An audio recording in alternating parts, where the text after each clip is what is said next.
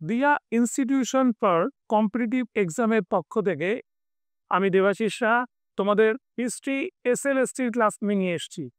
School সার্ভিসে এই যে খুব ইম্পর্টেন্ট চ্যাপ্টারগুলো থাকে তার মধ্যে একটা হচ্ছে সুলতানি যুগ, এবং যে সুলতানি যুগের অলরেডি আমরা কিন্তু ৩টে পার্ট পড়িয়েছি, যেখানে আমরা একটা হচ্ছে প্রাক সুলতানি যুগ পড়িয়েছি, তারপরে আমরা পড়ানোর চেষ্টা করেছি বা পড়িয়ে দিয়েছি সেটা হচ্ছে আমাদের দাস বংশ, তারপরে আমরা দাস বংশের পরে খলজি বংশ পড়িয়ে দিয়েছি। আজকের যে সর্বশেষ পার্টে আমরা চলে এসেছি, সেই সর্বশেষ পার্টে আমাদের আজকে অপেক্ষা করছে তুগলক, সৈয়দ, লোধি এবং সুলতানি যুগের কিছু স্থাপত্য কীর্তি, এটা নিয়ে আলোচনা করব। এবং একই সঙ্গে আমাদের ওই রাজনৈতিক যে পথগুলো ছিল সেগুলো নিয়েও কিন্তু আমরা আলোচনা করব। আমরা শুরু হয়ে যাচ্ছি পরের পর্বে। দেখো, এই যে আমরা যে তুগলক বংশের কথা বলছি, সে তুগলক বংশের সময়কাল হচ্ছে সর্বাধিক। আমি বলেছিলাম যেটা ১৩২০ থেকে ১৪১৪, মানে আমাদের সেই হিসেব বলতে গেলে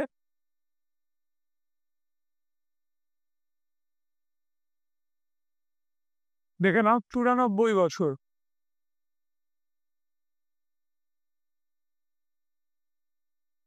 তাই তো? তাহলে এটা হচ্ছে সবচেয়ে বেশি দিন চলা একটা রাজবংশ। তুগলক বংশের যিনি প্রতিষ্ঠাতা ছিলেন তার নাম ছিল গিয়াসউদ্দিন তুগলক।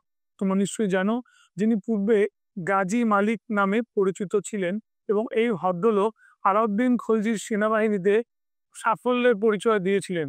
তো উচ্চপদস্থ যে সেনানায়করা ছিলেন তার মধ্যে এই গাজী মালিক অন্যতম। এবং দেখা যায় যে অরাজকতার সময় শুরু হয়ে যায় আলাউদ্দিন খলজির পর, মানে মুবারক শাহ খলজি, মুবারক শাহ খলজির পরে হচ্ছে খসরু শাহ। এদের এই শাসনের হাত থেকে বেরিয়ে এসে নতুন শাসন, মানে আমরা বলতে পারি যে খসরু শাহকে হত্যা করে গাজী মালিক যখন সিংহাসনে বসেন, তখনই কিন্তু আমাদের তুগলক বংশের সূচনা ঘটে। ঠিক কথা। এবার আমাদের এই পর্বটা তোমরা খুব ভালো করে জেনে রাখো যে আমাদের এই শাসক, মানে গিয়াসউদ্দিন তুগলক তার তোমার শ্রেষ্ঠ কৃতিত্বটা কি রেখেছিলেন। প্রথমেই বলি, উনি যখন সিংহাসনে বসলেন তখন তিনি তুগলকাবাদ বলে একটি শহর তৈরি করেন, এবং তুগলকাবাদ শহরের সঙ্গে সঙ্গে উনি কিন্তু আমাদের বেশ কিছু তোমার কি বলবো সেচ ব্যবস্থা, তাই তো, ইরিগেশন ওয়ার্ক বা সেচ ব্যবস্থা উনি চালু করেন। ওনার সময় একটা দুর্ঘটনা ঘটেছিল। সে দুর্ঘটনাটা হচ্ছে আমাদের তোমার সুফি সন্ত নিজামুদ্দিন আউলিয়াকে উনি জোর করেছিলেন তার প্রাসাদে যাবার জন্য। অথচ নিজামুদ্দিন আউলিয়া একজন এমন সুফি সন্ত ছিল যিনি কিন্তু অস্বীকার করেছিলেন আমাদের কোর্টে যাওয়া, মানে কার কোর্টে বা কার দরবারে, সেটা হচ্ছে যে কোনো সুলতানের দরবারে উনি যেতেন না। এবং এই কথাটা গিয়াসউদ্দিন তুগলকের ভালো লাগে না, এবং তখন তিনি তাকে রীতিমতো থ্রেট করেন, তাই তো, যাকে আমরা বলি একটা হুমকি দেন। এবং এই হুমকির জোরে যে দুর্ঘটনা ঘটে যায় সেটা হচ্ছে আমরা জানি বা আমরা দেখেছি যে এই দুর্ঘটনার জেরে আমাদের উনি একটা পরিষ্কার বলে যান, আমি নির্দিষ্ট অমুক দিনে আমি আপনাকে নিয়ে যাব, মানে আউলিয়া। এবং এই কথা বলার সময় তিনি বলার পরে যেদিনকে নির্দিষ্ট দিনটা উপস্থিত হয় তার আগে একটা তোরণ তৈরি করা হয়, তো উনি ওনাকে নেবার জন্য তৈরি হন। যখন উনি ওনাকে নিয়ে আসার জন্য তৈরি হন, ঠিক সেই সময় কি হয়েছিল, বজ্রবিদ্যুৎ সহকারে বৃষ্টি শুরু হয়। ঠিক আছে, কিন্তু বৃষ্টির জোর খুব ছিল না, বজ্রবিদ্যুৎ প্রচন্ড হারে পড়ছিল। এবং যখন উনি একেবারে ওই তোরণটার মাঝ বরাবর চলে এলেন, ঠিক আছে, তখন আমাদের নিজামুদ্দিন আউলিয়া তাকে আগেই বলেছিল দিল্লি হানুজ, দিল্লি হানুজ, যার অর্থ হচ্ছে দিল্লি বহুদূর, যেটা সম্ভব নয়। এবং যখন উনি ওনার পুরোপুরি প্রাসাদের মধ্যে থেকে গিয়ে, ওই প্রাসাদ বলবো না, ওই তোরণের নিচ দিয়ে গিয়ে উনি যখন তাকে নিতে গেলেন, ঠিক সেই সময় দুর্ঘটনাটা ঘটলো, মাথার উপর তোরণ ভেঙে পড়লো বজ্রপাতে, এবং ওনার মৃত্যু হল। ঠিক। এদিকে মনে রাখতে হবে যে আমাদের যে গাজী মালিক ছিলেন, যাকে আমরা গিয়াসউদ্দিন তুগলক নামে চিনি, তার যে পুত্র ছিল জুনা খান, তিনি মোহাম্মদ বিন তুগলক নামে পরিচিত হয়েছিলেন। তিনি ছিলেন নিজামুদ্দিন আউলিয়ার শিষ্য। এই বাবাকে মানে নিজামুদ্দিন আউলিয়াকে উনি শ্রদ্ধা করতেন এবং কার সামনে এই মৃত্যুটা হয়। অনেকেই অনেক ঐতিহাসিক বলতে চেয়েছেন যে আউলিয়া এবং জুনা খান এরা দুজনেই মিলে ষড়যন্ত্র করে গিয়াসউদ্দিন তুগলককে হত্যা করেছেন, কিন্তু ব্যাপারটা সত্যি নয়। কেন ব্যাপারটা সত্যি নয়? তার কারণ ইবন বতুতার বই থেকে এই বিবরণটা পাওয়া গিয়েছিল যে যখন তিনি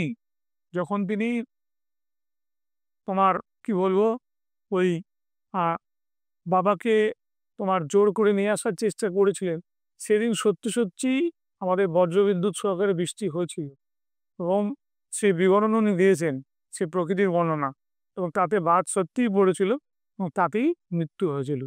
এই বর্ণনাটা পাওয়ার পরে অনেকটাই কিন্তু সত্যতা সত্যতা পাওয়া যায়। বিশেষ করে আমাদের গার্ডনার ব্রাউনের বই আছে, গার্ডনার ব্রাউন ছাড়া আমি আরেকটা বইয়ের কথা বলি, খুব জনপ্রিয় বই, আগা মেহেদী হোসেন মোহাম্মদ বিন তুগলক, তাই তো? বিন তুগলকের উপরে একটা দারুণ ঐতিহাসিক গ্রন্থ, সেইখানেও কিন্তু উনি উল্লেখ করেছিলেন। এবার কিছু কিছু ঐতিহাসিক বলছেন যে আগা মেহেদী হোসেন বড্ড বেশি মোহাম্মদ বিন তুগলকের ভক্ত, মোহাম্মদ বিন তুগলককে প্রাধান্য দিয়েছি। তার কথার কি বা আছে, কি বা অর্থ আছে সত্যকার? যাই হোক, তোমরা এটা জেনে রাখবে যেটা বললাম। তুগলক বংশের প্রতিষ্ঠাতা তিনি পূর্বে গাজী মালিক নামে পরিচিত ছিলেন, তাই তো? আমি এখানে লিখে দিই আলাউদ্দিনের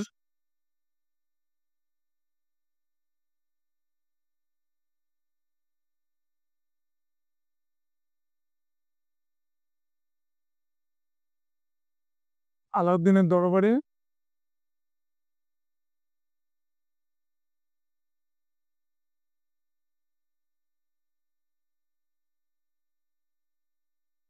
সেনা প্রধান ছিলেন।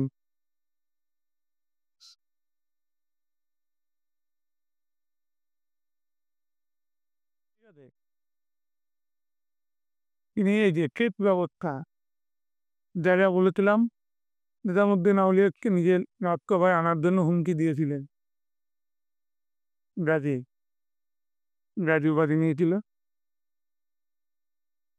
তুগলক আবার বলেছি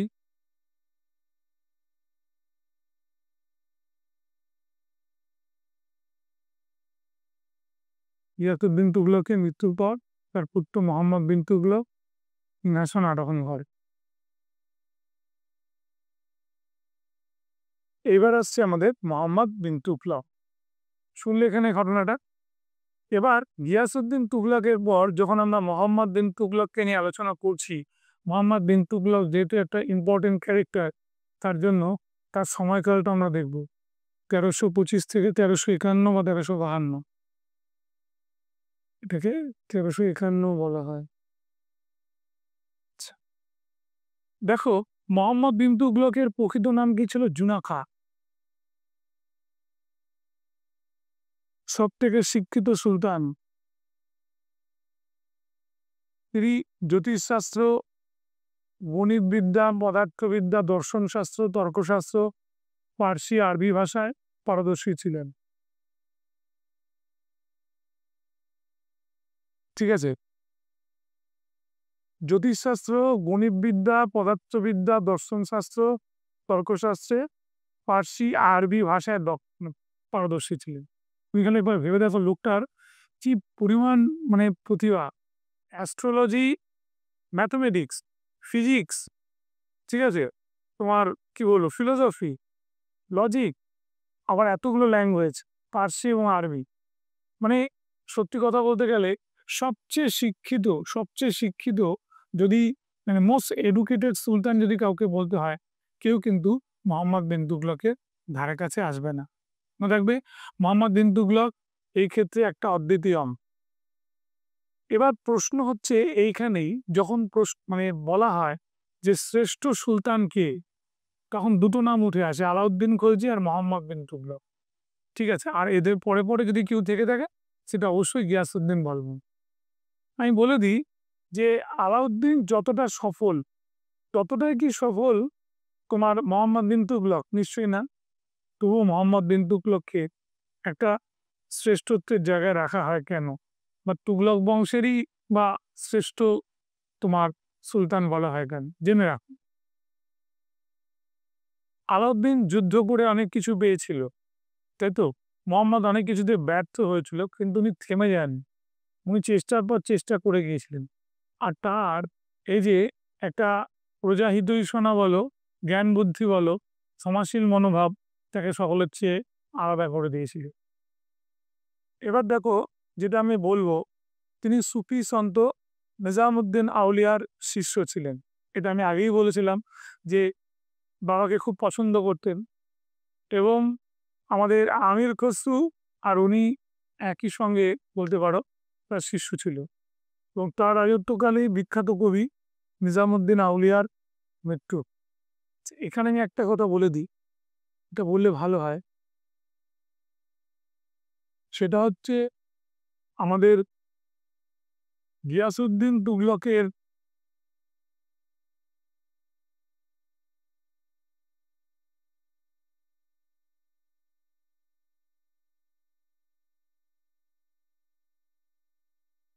ইতিহাস জানতে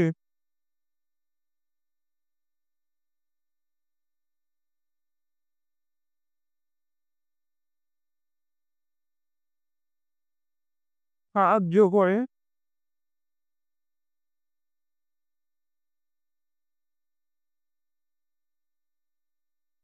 আমাদের, কি নাম বইটা, তুগলকনামা।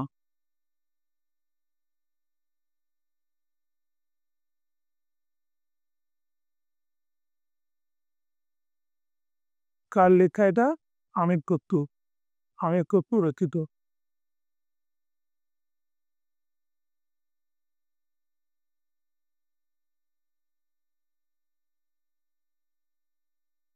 এবার দেখো, এই যে আমির খসরুর কথা এখানে বলা হলো, যে বইটা থেকে তথ্যটা পাওয়া গিয়েছিল, সেটা সূত্র ধরেই আমরা কিন্তু মোহাম্মদকে পাচ্ছি, যে মোহাম্মদের সময় কিন্তু আমির খসরু তোমার দেহত্যাগ করছেন। তাহলে এবার প্রশ্ন হচ্ছে, যে মোহাম্মদের এত প্রশংসা আমি করলাম, তার একটা বিশেষ কারণ ছিল। শুধু শিক্ষিত মানুষ নয়, ভীষণ রকমভাবে টলারেন্স, মানে প্রজা সহিষ্ণু। উনি হিন্দুদের যে উৎসব হতো হোলি, হোলি উৎসবে উনি যোগদান করতেন। এটা নেটসেটের প্রশ্ন, তোমরা ভালো করে দেখবে, এটা পরীক্ষা আসে। এবং দ্বিতীয়ত বলতে পারো, মোহাম্মদ বিন তুগলক হচ্ছে এমন একজন ব্যক্তি, এমন একজন ব্যক্তি যিনি অনেক কিছুতেই ক্ষমা করতে পারতেন, কঠোর কোনো ব্যবস্থা থেকে সরে এসে উনি ক্ষমা করতে পারতেন। যেমন এখানে বলা যেতে পারে, সেটা হচ্ছে 1333 খ্রিস্টাব্দে সুলতান মোহাম্মদ বিন তুগলকের সময় এসেছিল আমাদের আমাদের ইবন বতুতা। এবার ইবন বতুতা তোমরা নিশ্চয়ই জানো যে উনি আমাদের মরক্কোর জাঞ্জিবার, মানে আফ্রিকাতে যে মরক্কো, সেই মরক্কো সে জাঞ্জিবার বলে একটা জায়গা আছে, সেখান থেকে উনি এখানে এসেছিলেন। এবং এই ভদ্রলোককে, মানে যার নাম বললাম ইবন বতুতাকে, তিনি দিয়েছিলেন একটা ভালো পদ, সেটা হচ্ছে কাজী, প্রধান কাজীর পদ। এবং যখন বিজয়নগর তৈরি হয়, সে বিজয়নগরে রাজা হরিহরের সময় তিনি কি করেছিলেন, আমাদের এই ইবন বতুতাকে পাঠিয়েছিলেন তার রাজদরবারে, মনে থাকবে। আবার এটাও দেখা যায় ইবন বতুতাকে তিনি চীনে পাঠিয়েছিলেন। বেশ, এই ইবন বতুতা যিনি যে বইটি উনি লিখেছিলেন, ঠিক আছে, সেই বইয়ের বিবরণে তোমার মোহাম্মদের কোনো জায়গায় প্রশংসাও করেছেন, আবার সমালোচনাও করেছেন। ঠিক, এবারে আমি চলে আসবো যে সুলতান মোহাম্মদ আমাদের কি করেছিলেন, প্রতীকী মুদ্রা ব্যবস্থার একটা প্রচলন করেছিলেন। মনে রাখবে, যেটাকে বলা হয় তার প্রথম ফেলিয়ার ওয়ার্কের মধ্যে একটা, সেই ফেলিওর বা তোমার ব্যর্থ হয়ে যাওয়া একটা বড় কারণ আমি তোমাকে বলে দিচ্ছি। উনি প্রথমে অনুধাবন করেছিলেন খ্রিস্টপূর্ব ত্রয়োদশ আর চতুর্থ শতাব্দী, মানে 1201 থেকে পুরোপুরি 1399 পর্যন্ত সময় সারা বিশ্বে চলেছিল কি আমাদের স্বর্ণ সংকট, রৌপ্য সংকট, তাই তো, সিলভার ক্রাইসিস বা গোল্ড ক্রাইসিস। এই দুটো সংকটের হাত থেকে বাঁচবার জন্য উনি অনুপ্রেরণা পেয়েছিলেন আমাদের পারসিক রাজা গাই খাটু এবং ইরান বা পারস্যের রাজা গাই খাটু এবং চীনের কুবলাই খানের থেকে। কারণ ওরা তখন তামার মুদ্রা চালু করেছিল সোনা রূপোর জায়গায়। তাই সুলতান এই সময় দোকানি নামে এক ধরনের তামার মুদ্রা চালু করেন।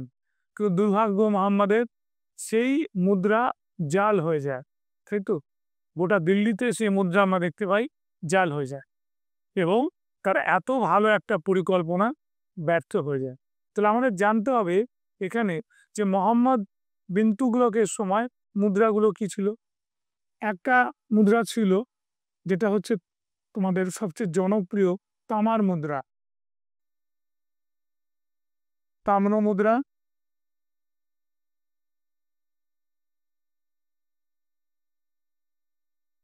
দোকানি আবার স্বর্ণ মুদ্রা,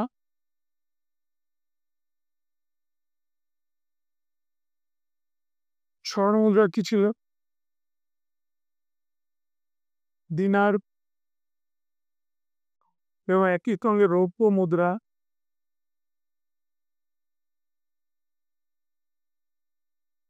আদালি।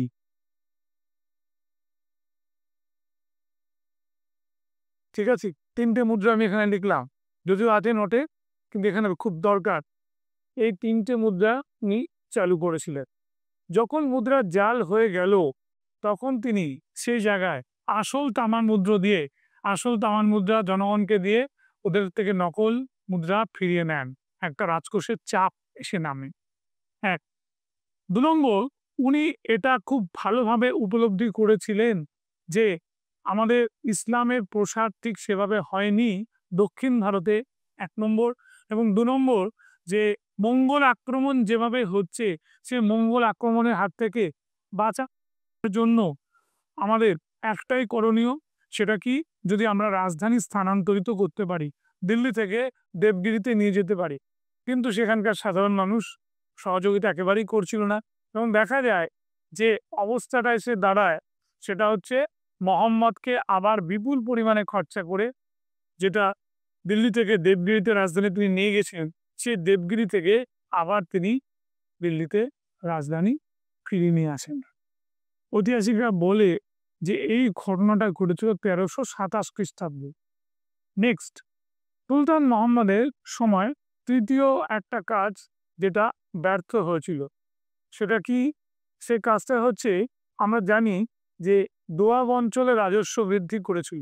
আমি আগের এপিসোডে আলোচনা করেছিলাম যে আলাউদ্দিন খলজি যে পরিমাণে ভূমি রাজস্ব নীতি নিয়েছিল, সেই ভূমি রাজস্ব নীতি নেওয়ার সময় সে ঠিক করেছিল যে দোয়াব অঞ্চলে, মানে গঙ্গা যমুনার সামনের নিকটতম অঞ্চল যেগুলো রয়েছে সেখানে যে পরিমাণ তোমার ফসল ফলতো, তাই তো, সেটার অনেকটাই দেওয়া সম্ভব হতো প্রজাদের। তাই উনি ঠিক করেছিলেন সেটা ৫০% আলাউদ্দিনও নিয়েছে, আমিও ৫০%ই নেব।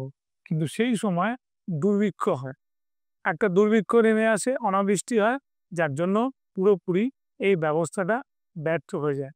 তখন সুলতান এতটাই মানব দরদী ছিলেন কৃষকদের, উনি তাক্কাভি আর সন্ধ্যা, ঠিক আছে, কি নাম বললাম, তাক্কাভি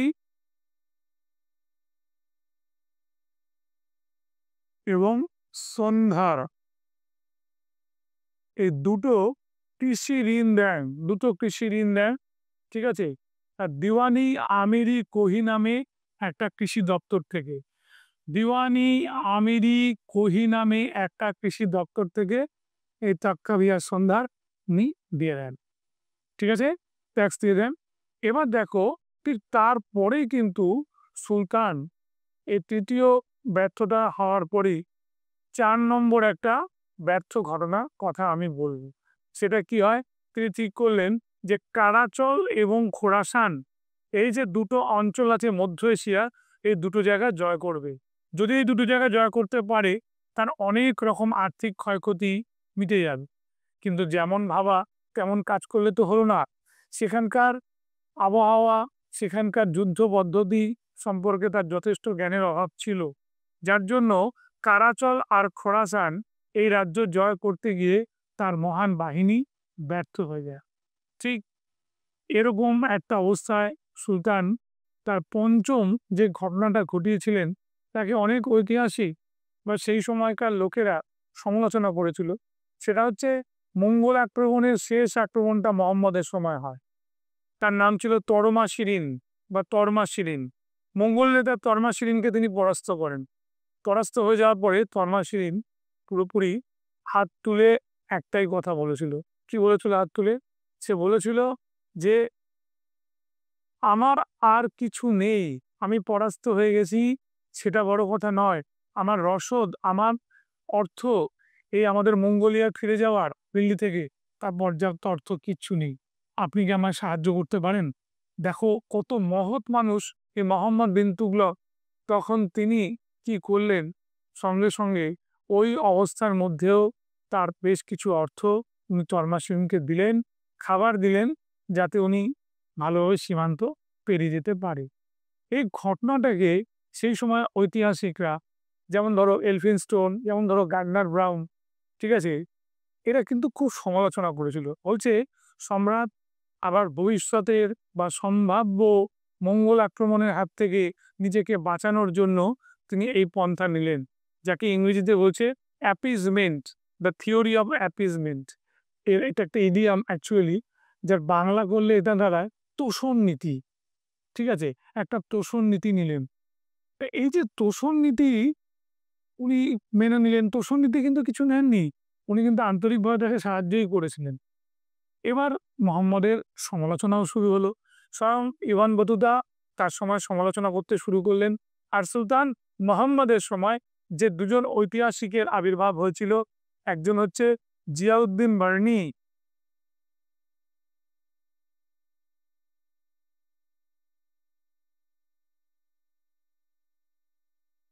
মনে রাখবে, একজন হচ্ছে জিয়াউদ্দিন বর্ণ, বেশ, আরেকজন হচ্ছে শামসুদ্দিন সিরাজ আফিফ। এখন প্রশ্ন হচ্ছে, মোহাম্মদের তো আমি একটা দিক দেখালাম, তার চেষ্টা, তার সময় ঐতিহাসিক, তার মুদ্রা সব দেখালাম, তারপরও আর একটা দিক তার রয়েছে। মনে রাখবে যে মোহাম্মদ হিন্দুদের ফেস্টিভ্যাল, হিন্দুদের উৎসব হোলিতে যেমনভাবে অংশগ্রহণ করেছিল, আমি আগে বলেছিলাম, ঠিক একই রকমভাবে উনি জৈনদের প্রতিও কিন্তু সহানুভূতিশীল ছিলেন, বৌদ্ধদের প্রতিও কিন্তু সহানুভূতিশীল ছিলেন। তাই তো? আমাদের জৈন পণ্ডিত রাজশেখর, ঠিক আছে, এই রাজশেখর সঙ্গে তার একটা সম্পর্ক ছিল, তাকে অনেকভাবে সাহায্য করেছিলেন। আবার যখন উনি জানতে পারলেন কারাচল অভিযানের সময় একটা বৌদ্ধ আমাদের মোনাস্ট্রি, মানে একটা বৌদ্ধ স্তূপের বা বৌদ্ধ সংঘের কিছু ক্ষয়ক্ষতি হয়ে গেছে, সেই ক্ষয়ক্ষতি মেটানোর জন্য উনি তোঘান তিমুরকে পাঠালেন যে তুমি টাকা দিয়ে ওখানে দাঁড়িয়ে থেকে ওই মোনাস্ট্রি বা বৌদ্ধ মন্দিরে তুমি কি করো, একটা গড়ে দাও, ভালো করে তৈরি করে দাও, মানে সংস্কার করে দাও। সুলতান মাহমুদ আমাদের পূর্ববর্তী চেঙ্গিস খান বা তারপরে আমাদের যে সুলতানকে আমরা দেখেছিলাম আমাদের নাসিরুদ্দিন মেহমুদ শাহ, ওদের মতোই উনি কিন্তু তার সেনাবাহিনীতে দশমিক পদ্ধতি চালু করেছিলেন, ডেসিমেল সিস্টেম বা দশমিক পদ্ধতি। 2016 অনার্স, ভালো করে শুনে রাখো, 2016 অনার্সে এই কোশ্চেনটা দিয়েছিল। দশমিক পদ্ধতিতে কে সেনাবাহিনী নিয়োগ করেছিল? উত্তর কিন্তু তোমরা মনে রাখবে যে এটা চেঙ্গিস খান, আর ভারতের মধ্যে আমাদের করেছিল নাসিরুদ্দিন মেহমুদ শাহ, আর তারপর হচ্ছে আমাদের এই ভদ্রলোক যার নাম বললাম মোহাম্মদ বিন তুগলক। মোহাম্মদ বিন তুগলকের সময় 1336 সালে, 1336 সালে স্বাধীন বিজয়নগরের আবির্ভাব হয়। 1347 সালে বাহমনির আবির্ভাব হয় এবং একই সঙ্গে মনে রাখবে 1345 বা 1342 সালে আমাদের বাংলায় ইলিয়াস শাহী রাজবংশের সূচনা হয়। ঠিক হলো এটা, এটা মনে রাখবে। তারপরে আমরা দেখতে পাই আমাদের ওই পাণ্ডুর মানে যে খলজি বংশ, হোসাং শাহী বংশেরও কিন্তু তোমার সূচনা ঘটে। মোহাম্মদের এই টাইমটার মধ্যে যেটা বললাম যে অনাবৃষ্টির কারণে যে ক্ষয়ক্ষতি হয়েছিল সেটা তিনি চেষ্টা করেছিলেন সেটা ক্ষতিপূরণ করবার, কিন্তু সমস্ত সব সব দিক থেকে উনি কিন্তু সফল হতে পারেননি। মনে থাকবে এটা।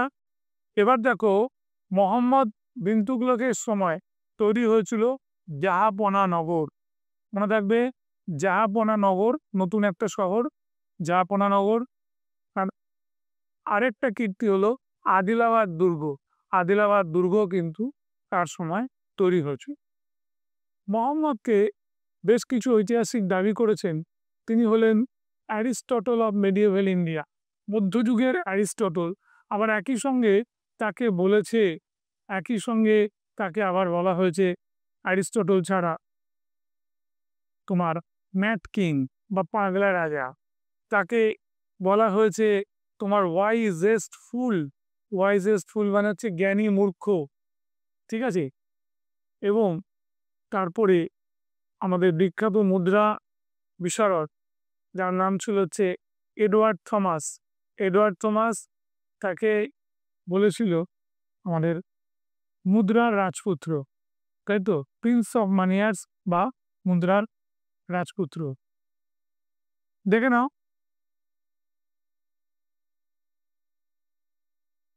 এই যে ঐতিহাসিক এডওয়ার্ড থমাস তাকে প্রিন্স অফ মানিয়ার্স বা মুদ্রার রাজপুত্র বলে অভিহিত করেন। এটা আসে পরীক্ষায়। তার পাণ্ডিত্যের জন্য তিনি মধ্যযুগে অ্যারিস্টটল নামে পরিচিত ছিলেন। জ্ঞানী মূর্খ বা ওয়াইজেস্ট ফুল, বৈপরীত গুণের সংমিশ্রণ। ঠিক আছে। King of mixture character. ঠিক আছে। আবার মুদ্রার রাজপুত্র, প্রিন্স অফ মানিয়ার্স, পাগলা রাজা। ঠিক আছে। এখানটা দেওয়া আছে। হিন্দুদের হোলি উৎসবে যোগদান করতেন। মিক্সচার অফ অপোজিটটাও পরীক্ষায় দিয়েছে। লিখে দিই ইংরেজিটা, এখানে বুঝতে সুবিধা হবে।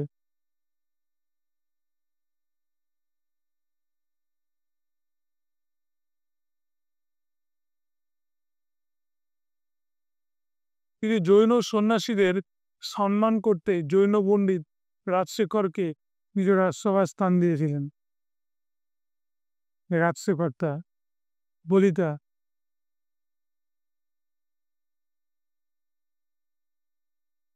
এবার যে কয়টি কাজের জন্য সমালোচিত হয়েছিলেন এখানে সব পরপর আমি দিয়ে দিয়েছি। ঠিক আছে।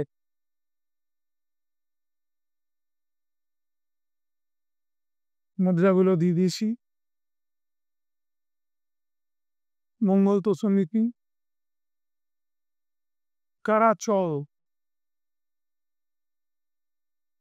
কারাচল এবং খোরাসান অভিযান করেন এবং ব্যর্থ হন। এটা বলে দিয়েছি। মঙ্গল তোষণ, দুর্ভিক্ষ অনাবৃষ্টির সময় কৃষকদের জন্য একটি কৃষি দপ্তর তৈরি করেন যার নাম দিওয়ানি আমিরি কহি। ঠিক আছে, মনে থাকবে। জিয়াউদ্দিন বার্নি, ধোয়া হয়ে গেছে এটা ব হবে, বার্নি।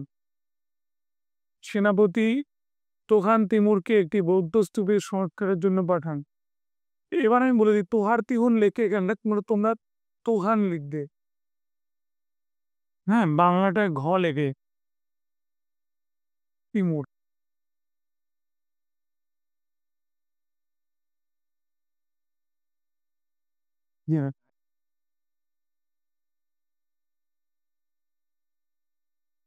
ইউয়ান বরুদা 1333, এই সালটা ইম্পর্টেন্ট। ঠিক। প্রধান কাজী, বইয়ের নাম কিতাবুল রেহেলা এবং সফরনামা। নাসিরুদ্দিন মেহমুদের মতো সেনাবাহিনীতে দশমিক পদ্ধতি চালু করেন।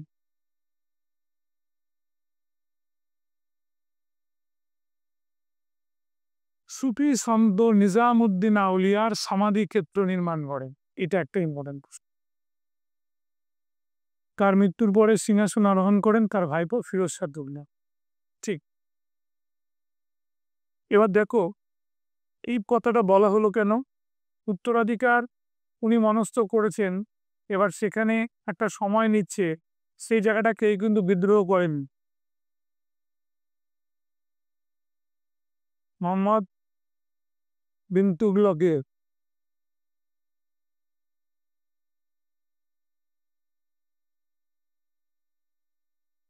1336 খ্রিস্টাব্দে স্বাধীন বিজয়নগর বলে দিয়েছি। 47 সালে বাহমান, 42 থেকে 45 সালে ইলিয়াস শাহ বলে দিয়েছি।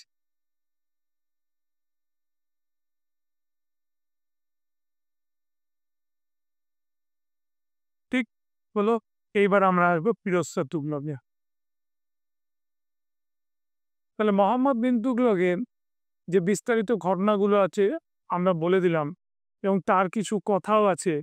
যেমন উনি বলেছিলেন খুব চমৎকার একটা কথা, যে আমি আমাদের গাছগুলোকে বড় হতে দেখি, এবং সেই গাছগুলো যখন একেবারে ডালপালা ছাপিয়ে অন্য গাছের বা অন্য কিছুর ক্ষতি করে, তখন আমি মনে করি সে গাছগুলোর মাথা ছেঁটে দেওয়া উচিত।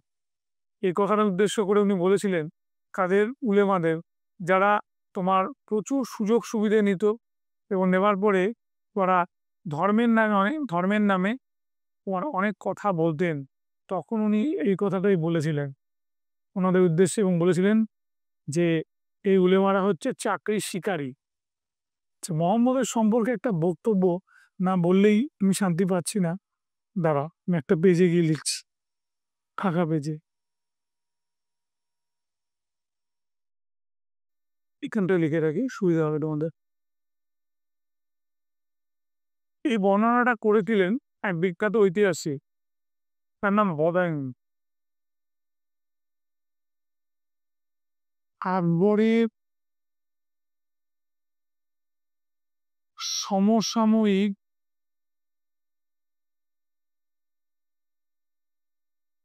ঐতিহাসিক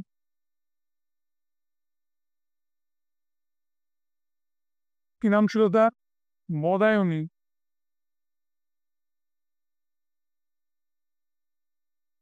বদায়ুনী বলেন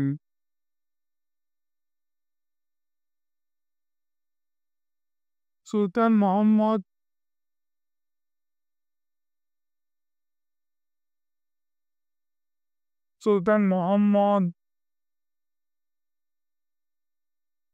তখন দেহত্যাগ করেন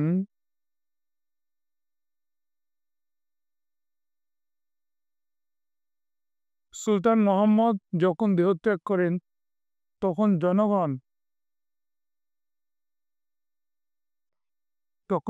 দিল্লির জনগণ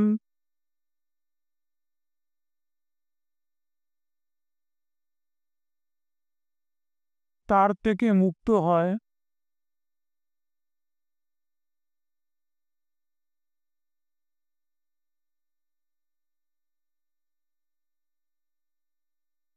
তার থেকে মুক্ত হন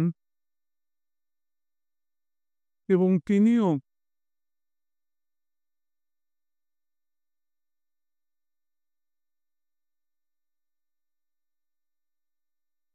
জনগণের থেকে মুক্তি পান।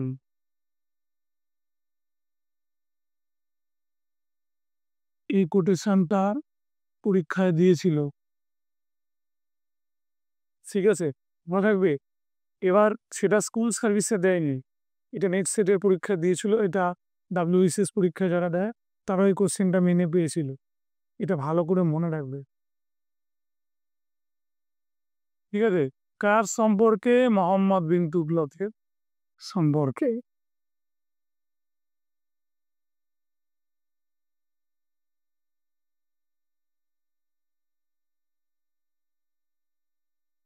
দেখা গেল। এবার আমরা ফিরোজ শাহ তুগলকে চলে যাবো। আমরা প্রায় এবারে শেষের পথেই চলে এসেছি আস্তে আস্তে, তাই তো। দেখো, ফিরোজ শাহ তুগলক যখন সিংহাসনে বসছে, প্রথমের দিকে উনি খুব দ্বিধাগ্রস্ত ছিলেন যে সিংহাসনে আদৌ তিনি বসবেন কিনা। কিন্তু পরিস্থিতিটা এমনই একটা জায়গায় চলে যায় যে তিনি ওরে বলেন আর কি, যে হ্যাঁ এবার আরেকবার আমায় বলুন, তাহলে আমি সুলতান হব। তারপরে ফিরোজ শাহ তুগলক সুলতান হয়েছিলেন। ফিরোজ শাহ তুগলকের সময় যে বড় বড় ঘটনাগুলো ঘটেছিল এটা আগে একটু আলোচনা করব।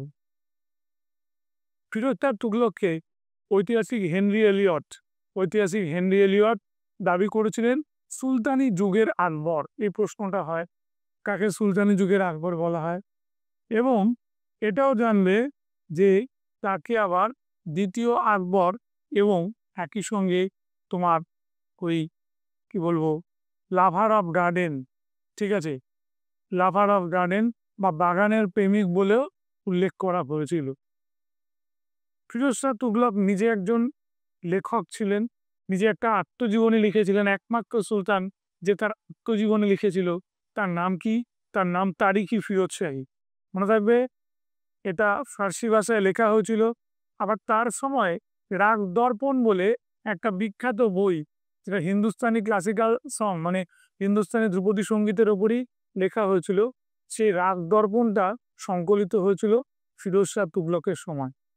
ফিরোজ শাহ তুগলককে জানতে সাহায্য করে এই দুই বিখ্যাত ঐতিহাসিক, একটা হচ্ছে শামসুদ্দিন সিরাজ আফিফ, আরেকজন হচ্ছে জিয়াউদ্দিন বার্নি। প্রশ্ন করে যে সুলতান ফিরোজ শাহ তুগলক কোন ঐতিহাসিককে বন্দি করে রেখেছিলেন, মানে তার মৃত্যুটা হয় জেলের মধ্যেই, তিনি হচ্ছেন জিয়াউদ্দিন বার্নি। মনে থাকবে, যে বার্নি জেলে থাকা অবস্থাতেও কিন্তু ফিরোজ শাহ তুগলকের প্রশংসা করেছিলেন। বেশ, বার্নির লেখা বই এবং আমাদের শামসুদ্দিন সিরাজ আফিফের লেখা বই কমন বই, একই নামে বই, তারিখি ফিরোজ শাহী, ওনারটাও তারিখি ফিরোজ শাহী, কিন্তু বিষয়বস্তুর কিছু ফারাক আছে। আবার জিয়াউদ্দিন বার্নি আরেকটা বই লিখেছিল ফতোয়া ই জাহানদারি, যেখানে অ্যাডমিনিস্ট্রেশন বা ফতোয়াগুলো জারি করা হয়েছিল। তো জিয়াউদ্দিন বার্নির তারিখি ফিরোজ শাহী জনপ্রিয় কি কেবলমাত্র ফিরোজ শাহ তুগলককে নিয়ে লেখার জন্য? না, কখনোই না। সেটা হচ্ছে কিভাবে আবির্ভাব ঘটলো সুলতানদের, এবং সেখানে গিয়াসউদ্দিন বলবনকে খুব ভালোভাবে হাইলাইট করা হয়েছিল, আলাউদ্দিনকেও হাইলাইট করা হয়েছিল, ঠিক আছে। এবং যার জন্য এই বইটা খুব বিখ্যাত। তাই সুলতানি যুগের সর্বশ্রেষ্ঠ ঐতিহাসিক বললে জিয়াউদ্দিন বার্নিকেই বোঝা। মনে থাকবে। বেশ, এবার আমরা দেখে নিলাম আলাউদ্দিন, গিয়াসউদ্দিন বলবন, এদের আমরা কোন বইতে পেয়েছি? জিয়াউদ্দিন বার্নির লেখা তারিখি ফিরোজ শাহীতে। আর শুধুমাত্র ফিরোজ শাহ তুগলককে নিয়ে বিস্তারিতভাবে লেখা বলতে গেলে আফিফের লেখা যে বইটা তারিখি ফিরোজ শাহী।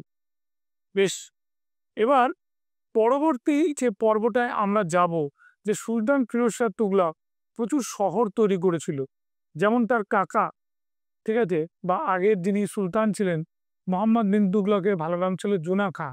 সেই জুনা খান নামে উনি কি করেছিলেন? জৌনপুর শহর তৈরি করেছিলেন, তাই তো? জৌনপুরটা কোথায় আছে বুঝতেই পারছো, উত্তরপ্রদেশের কাছে। এবং একই রকমভাবে উনি তৈরি করেছিলেন ফতেহাবাদ, ফিরোজাবাদ, ঠিক আছে, ফিরোজপুর, হিসার, এই জায়গাগুলো উনি তৈরি করেছিলেন। এবং বলে দিই, তিনি সম্রাট অশোকের দুটো ইনস্ক্রিপশন, ঠিক আছে, আমাদের কোথায় টোপরা আর মিরাট থেকে তুলে নিয়ে এসে উনি নিয়ে চলে আসেন দিল্লিতে। মনে থাকবে। এবং এটাও তোমরা জেনে রাখবে যে ফিরোজ শাহ তুগলক তোমার সমস্ত রকমের যে জটিল, কি বল জটিল ঠিক বলবো না, যে ভয়ঙ্কর রকমের শাস্তিমূলক যে বিচারগুলো ছিল সেগুলোকে তুলে দিয়েছিল, এবং দেহ থেকে অঙ্গচ্ছেদ এই ব্যবস্থা উনি তুলে দিয়েছিলেন। ফিরোজ শাহ তুগলক পরবর্তী তার বড় কাজ যেটা ছিল, তিনি তার আত্মজীবনীতে এমনভাবে বর্ণনা করেছিলেন, যেটা অনেকেই বলে যে আমাদের ওই রাজা, গ্রিক রাজা, ঠিক আছে, এক গ্রিক রাজার কনফেশনের সঙ্গে তুলনীয়। মনে থাকবে, আগাস্টাস, গ্রিক বলবো, রোমান সম্রাট, নেই রোমান, সিজারের বংশধর, সিজারের আত্মীয়। অগাস্টাসের তোমার কনফেশন যেমন, তেমনই নাকি আমাদের এই ভদ্রলোক ফিরোজ শাহ তুগলকের আত্মজীবনীতে সেরকমভাবে কিন্তু তোমার কি বলবো স্বীকারোক্তিটা রয়েছে।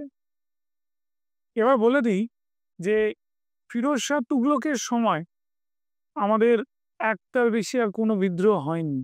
মনে থাকবে, সেখান থেকে একটা সমৃদ্ধি বা শান্তি তার সময়টা বিরাজ করেছিল।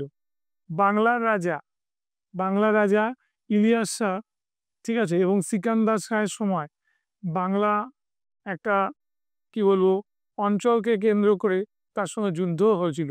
কিছুই না, সেটা হচ্ছে ফিরোজের গুদামখানাটা আক্রমণ করে বসেন ভুল করে আমাদের এই ভদ্রলোকের নাম কি, সিকান্দার শাহ। সিকান্দার শাহের বাবা মানে ইলিয়াস শাহ। তো তখনই একটা ভুল বোঝাবুঝি থেকে উনি আদিলাবাদ বলবো না, একডালা দুর্গ উনি দখল করার চেষ্টা করেন, কিন্তু একটা সমঝোতা হয় এবং বাংলার সঙ্গে সম্পর্ক ভালোই কেটে যায় ফিরোজ শাহ তুগলকের। এবার দেখতে হবে যে ফিরোজ শাহ তুগলক হচ্ছে জনহিতকর, তাই তো, মানে সোশ্যাল রিফর্মস তিনি প্রচুর করেছিলেন, অনেকটাই সম্রাট অশোকের মতো।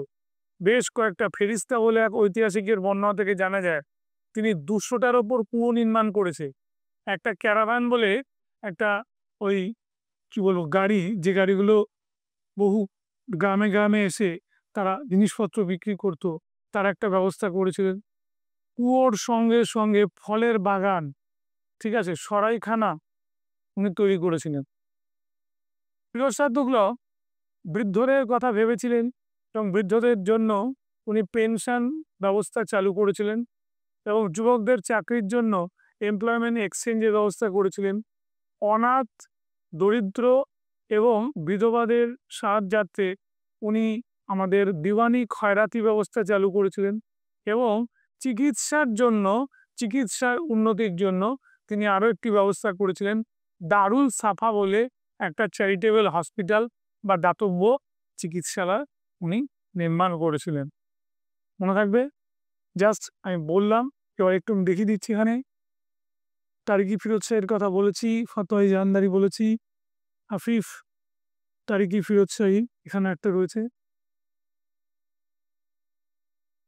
দুজন।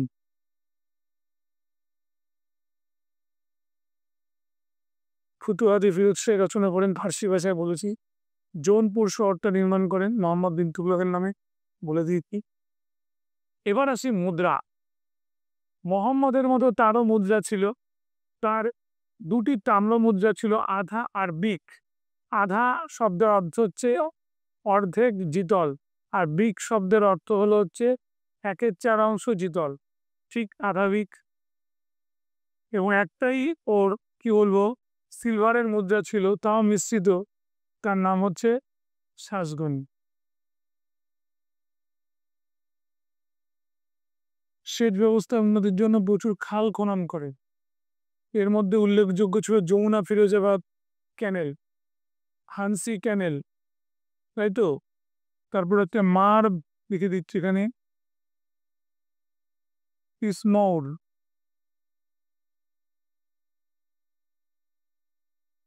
মার্স ইসমৌর কাল। এর মধ্যে যমুনা ফিরোজাবাদ ক্যানেলটা সবচেয়ে বেশি বিখ্যাত ছিল, ঠিক আছে। তারপরে শতদ্রু থেকে ঘরঘরার উপর একটা খাল ছিল, দেখবে দিকে দিকে নেই, শতদ্রু ঘরঘরা।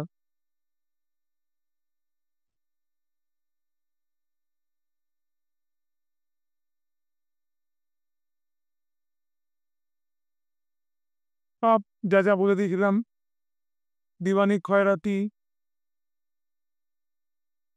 দারুল কাফা, এমপ্লয়মেন্ট এক্সচেঞ্জ।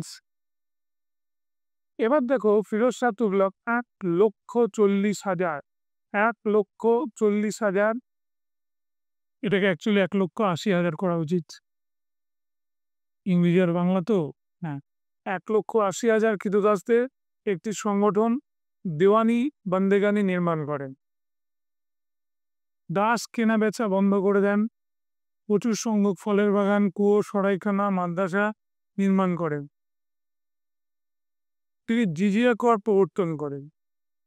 ঠিক ফিরোজ শাহ তুগলক জিজিয়া করটাকে ফিরিয়ে নিয়ে আসে, মনে থাকবে।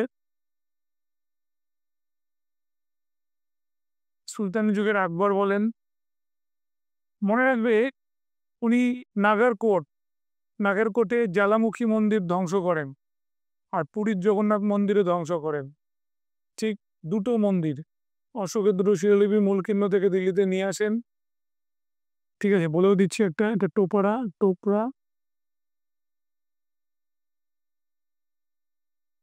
ঠিক আছে, টোপরায় ছিল,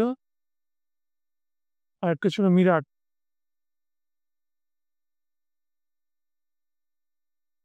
এই দুটো জায়গায় সিকান্দার শাহ পেয়ে দুবার বাংলা আক্রমণ করেন, মনে থাকবে? তাহলে যে পেরিস্তার বর্ণনা যেটা আমি দিলাম আগে, এটা আর এটা মনে রাখবে।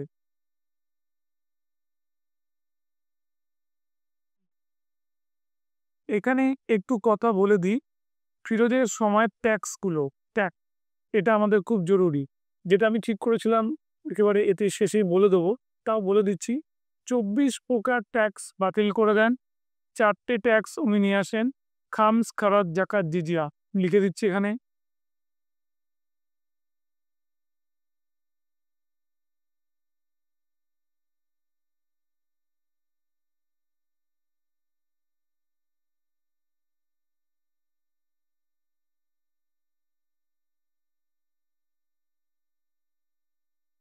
খামস, খারাত, জাকাত ও জিজিয়া, এই 4টে ট্যাক্স উনি চালু করেছিলেন। ঠিক আছে, যার মধ্যে আমি বলে দিই, একটা শেখ কর ছিল, ওনার যেটা শেখ কর ছিল সেটা কি ছিল আমাদের মনে রাখবে। বিভিন্ন খাল, মানে বিভিন্ন খাল বলবো না, ওই তোমার পথে ঘাটের থেকে একটা ট্যাক্স উনি সংগ্রহ করতেন। ঠিক আছে, সেই সেচ করটা ছিল। এবং মনে রাখবে, আনহারি আম্মা বলে একটা খালও তার ছিল, যেটা অনাবৃষ্টির সময় এর জল মানুষের কাজে লাগতো।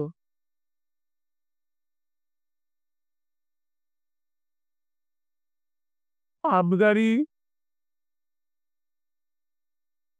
করও ছিল। বে এবার ফিরোজ শাহ তুগলকের এই কীর্তির পরে যেটা আমরা দেখতে পাই, তারপর তার দুর্বল উত্তরাধিকাররা আসে। এবং দুর্বল উত্তরাধিকারের মধ্যে যার কথা বলতে হয়, একজন হচ্ছে আমাদের নাসিরউদ্দিন মেহমুদ। এই নাসিরউদ্দিন মেহমুদ ছিল এই বংশের শেষ সুলতান।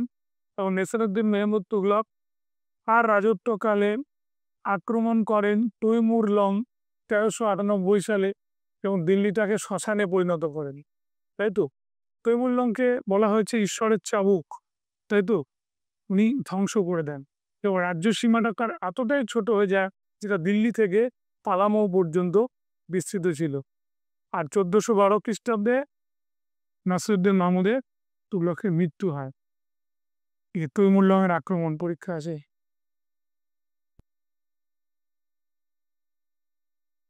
এবার এটাকে কেউ কেউ 1414 বলে, আমি বলে দিলাম।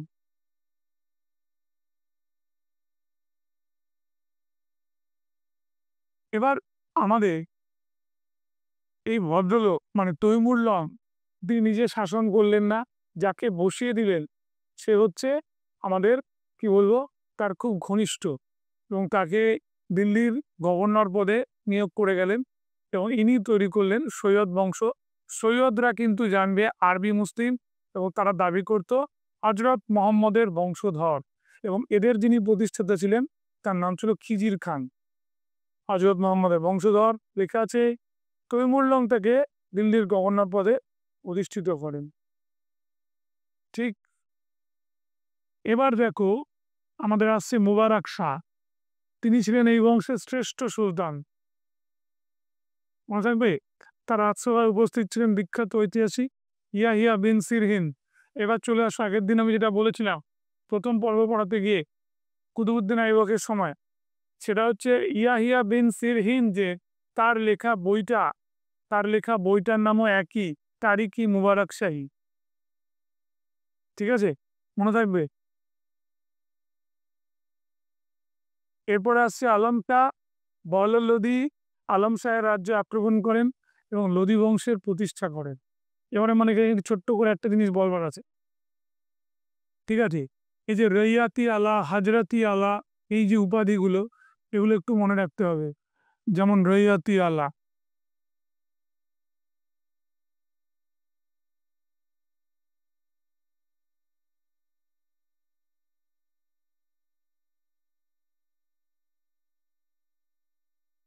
এই উপাধিগুলো এই সময় নেওয়া হতো। ঠিক আছে, এটা মনে থাকবে। বেশ, এবার মুবারক শাহের সময় আমি বলে দিই যে এই টাইমটা কিন্তু ওরা শ্রেষ্ঠ সময়ের মধ্যে দিয়ে অতিবাহিত করেছিল সৈয়দ বংশ।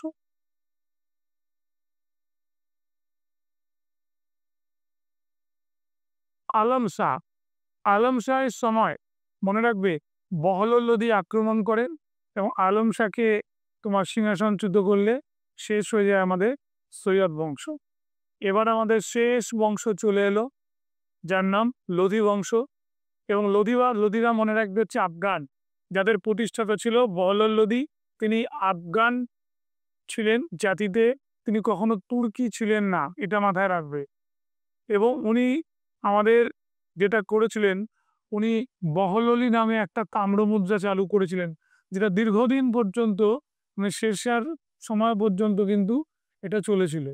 এবং এটাও জানবে যে বহলল লোদি ভারতের ইতিহাসের প্রথম আফগান সুলতান, তাই তো? তাম্রমুদ্রা বলে দিয়েছি। এবার ওনার শ্রেষ্ঠ কৃতিত্ব যদি বলা হয় তাহলে হচ্ছে জৌনপুর জয়। এবার জৌনপুর জয় করতে গিয়ে উনি যাকে পরাস্ত করেছিলেন তার নাম হচ্ছে ইব্রাহিম খান সার্কি। মনে থাকবে, ইব্রাহিম খান সার্কিকে পরাস্ত করেন।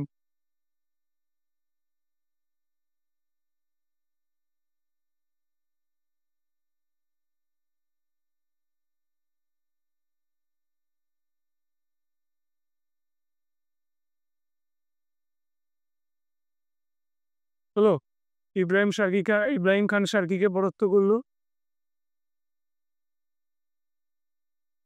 এইবার তুমি জেনে রাখো যে বহলল লোদির কৃতিত্বের কথা বলার পর তারপরে সেই কৃতিত্বটাকে কেউ যদি ছাপিয়ে যেতে পারে, তিনি আর কেউ নন, সেটা হচ্ছে সিকান্দার লোদি। সিকান্দার লোদির মা আর ফিরোজ শাহ তুগলকের মা উভয়ই হিন্দু রাজপুত ছিল। লিখে দিচ্ছি, সিকান্দার